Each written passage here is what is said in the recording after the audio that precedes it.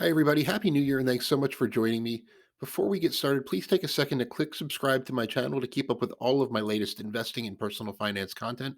And please check out the link you see on your screen for a message from our sponsor, The Motley Fool, where you can get the top 10 stocks to buy right now. All right, so the mortgage or the real estate market in 2022 kind of slowed to a crawl.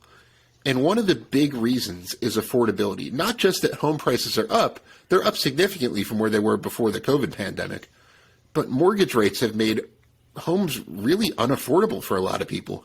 Mortgage rates started 2022 at about 3%, and they're just under 7% as we're talking. So, Tyler, first of all, thanks for joining me today. Happy New Year. Hey, you too. Neither of us have a crystal ball. I don't see one in the room you're in. There's certainly not one on the shelf behind me. But it's fun to make some educated predictions here. So where do you think mortgage rates are going to go in 2023? Are buyers going to get any relief here? I am hesitant to say yes to the point. I think they're probably going to increase for the simple fact that so far what has been communicated to us through Federal Reserve is that interest rates on treasuries and kind of the federal funds rate is still projected to go up for a little bit. We don't know how much longer, but it's still projected to continue rising. And I don't see a scenario in which mortgage rates fall while interest rates on federal funds continues to increase. So as long as we're seeing an increase in treasury and federal funds rates, we're obviously going to see a higher mortgage rate. Whether that tempers in the back half of the year, I think that's really looking out to where this decrease would hit.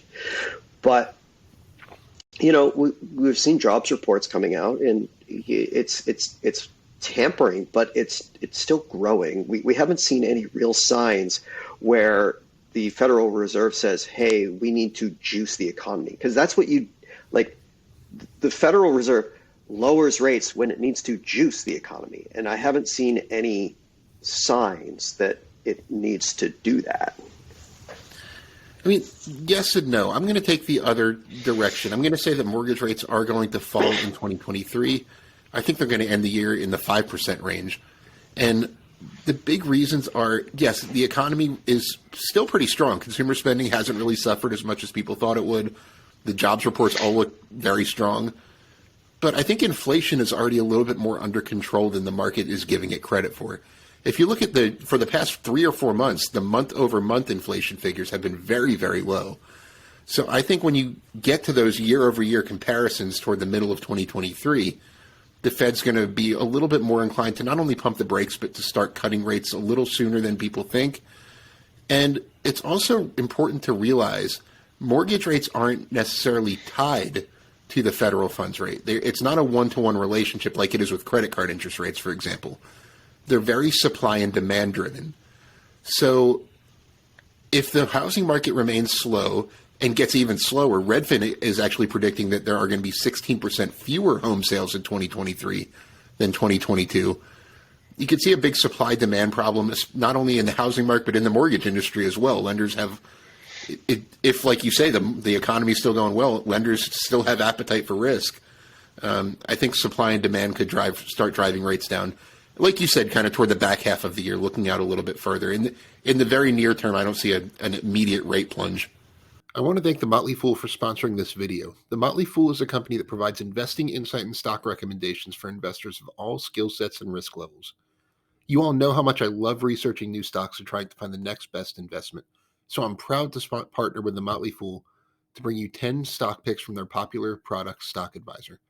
Stock Advisor has beaten the market by more than 3 times. So go to fool.com/Frankel to get your 10 stock picks now. The Motley Fool Stock Advisor returns are 338% as of 12/21/2022 and are measured against the S&P 500 returns of 110% as of 12/21/2022.